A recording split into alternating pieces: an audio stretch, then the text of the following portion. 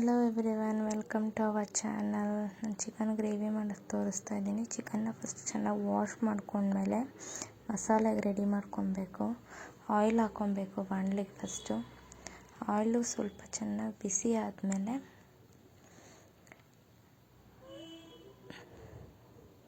ಚಕ್ಕೆ ಲವಂಗ ಹಾಕ್ಕೊಬೇಕು. ಲವಂಗ ಸ್ವಲ್ಪ ಬೆಚ್ಚಗಾದಮೇಲೆ ಚಕ್ಕೆ ಹಾಕ್ಕೊಬೇಕು.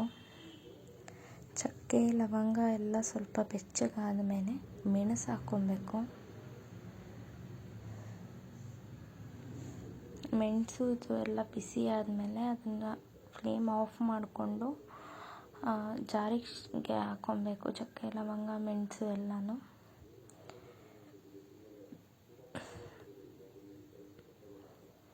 ಅದಾದಮೇಲೆ ತಿರ್ಗಾ ಅದೇ ಬಾಣಲಿಗೆ ಸ್ಟವ್ ಆನ್ ಮಾಡಿಕೊಂಡು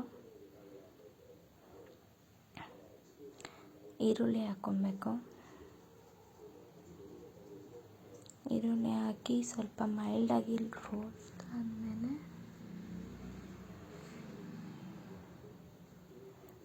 ಟೊಮೆಟೊ ಹಾಕ್ಕೊಬೇಕು.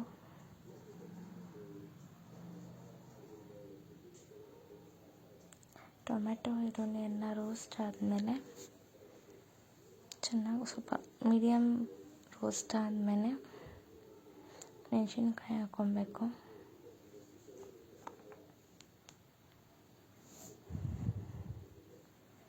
ಮೆಣಸಿನ್ಕಾಯಿ ಈರುಳ್ಳಿ ಟೊಮೆಟೊ ಎಲ್ಲ ರೋಸ್ಟ್ ಚೆನ್ನಾಗಿ ಮಾಡಿಕೊಂಡು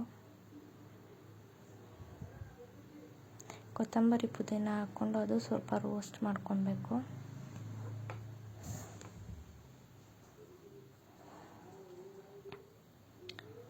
ಅದಾದಮೇಲೆ ಸ್ವಲ್ಪ ತೆಂಗಿನ ತುರಿ ಹಾಕ್ಕೊಬೇಕು. ಆ ತೆಂಗಿನ ತುರಿ ಹಾಕ್ಕೊಬೇಕಂದ್ರೆ ಸ್ವಲ್ಪ ಫ್ಲೇಮು ಸ್ಲೋ ಸಿಮ್ಮಾಗಿರಬೇಕದು. ಯಾಕಂದರೆ ಅದು ತುಂಬ ರೋಸ್ಟಾಗಿ ಸೀದೋಗೋ ಚಾನ್ಸಸ್ ಇರುತ್ತೆ ತೆಂಗಿನಕಾಯಿ, ಆವಾಗ ಗ್ರೇವಿ ಚೆನ್ನಾಗಿ ಬರಲ್ಲ.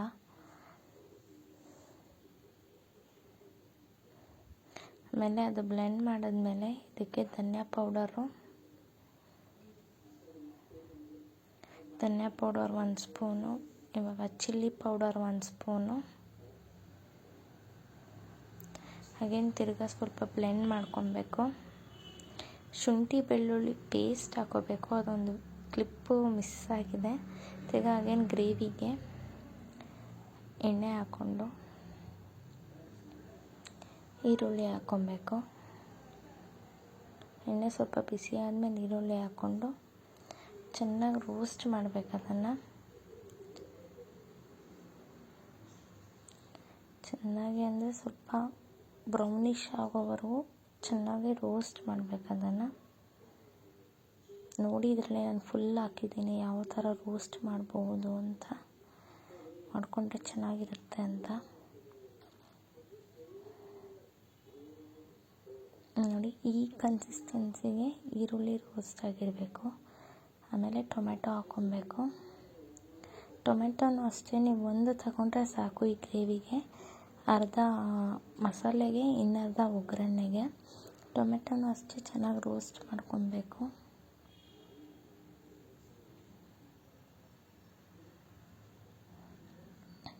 ಟೊಮೆಟೊ ಈರುಳ್ಳಿ ಎಲ್ಲ ಚೆನ್ನಾಗಿ ರೋಸ್ಟ್ ಆದಮೇಲೆ ನೋಡಿ, ಟೊಮೆಟೊ ಇನ್ನೂ ಬೇಯಬೇಕು. ಚೆನ್ನಾಗಿ ರೋಸ್ಟ್ ಆದಮೇಲೆ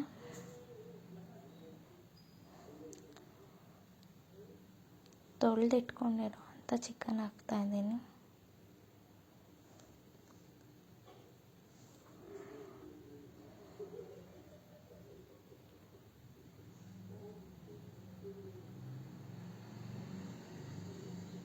ಚಿಕನ್ನು ಕೂಡ ಅಷ್ಟೇ, ನಾವು ಹಾಗೆ ಬಿಡಬಾರ್ದು, ಸ್ವಲ್ಪ ರೋಸ್ಟ್ ಮಾಡಬೇಕು, ತಿರುಗಿಸ್ಬೇಕು ಅದನ್ನು. ಏಕೆಂದರೆ ಇಲ್ಲಾಂದರೆ ಬಾಣಲಿಗೆ ಅದು ಸ್ಟಿಕ್ ಆಗೋ ಚಾನ್ಸಸ್ ಇರುತ್ತೆ. ಆವಾಗ ಅದು ಒಂಥರ ಅನ್ನಿಸ್ತಿರುತ್ತೆ. ಅದು ಹೆಂಗೆ ಅಂದರೆ ತೆಗಿಯೋದಕ್ಕೂ ಆಗಲ್ಲ, ಒಂಥರ ಇರಿಟೇಟ್ ಆಗುತ್ತದು ಆ ಥರ ಸ್ಟಿಕ್ ಆಗಿಬಿಟ್ರೆ. ರುಚಿಗೆ ತಕ್ಕಷ್ಟು ಉಪ್ಪು ಹಾಕ್ಕೊಬೇಕು.